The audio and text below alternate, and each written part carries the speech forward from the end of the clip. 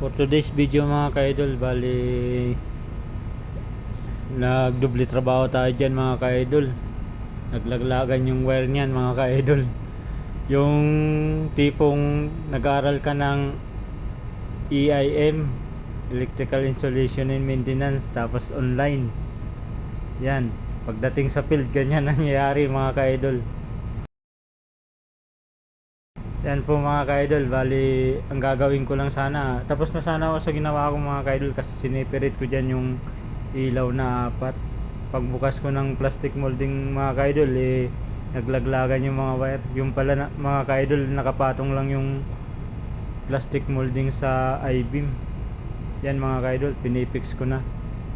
Nga pala yan mga ka-idol, pipix natin yan sa I-beam. Saka natin papasok yung mga wire mga ka-idol. Shoutout sa gumawa nito mga ka-idol. Yan mga ka-idol,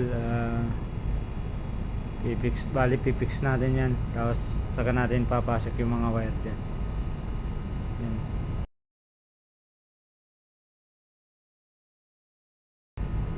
Wala tayong magagawa, ganun talaga mga ka-idol, tapat-tapat lang yan.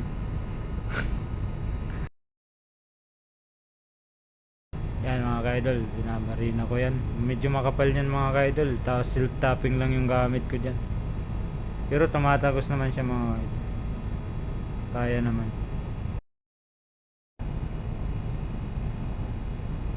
Mga ka-idol,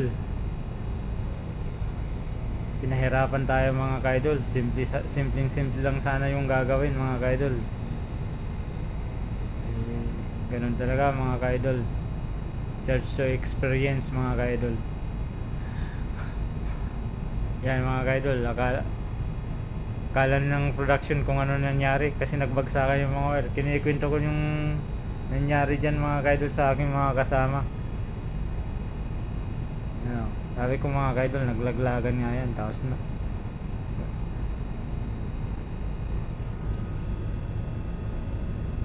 yan, sabi ko naglaglagan dyan sa simento mga ka-idol.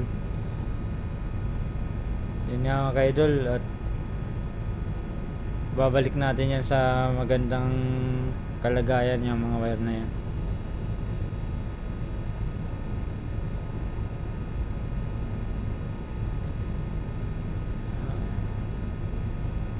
Wala naman takbo ng linyang yan mga ka-idol, kaya buti na lang mga ka-idol natapat sa walang takbo.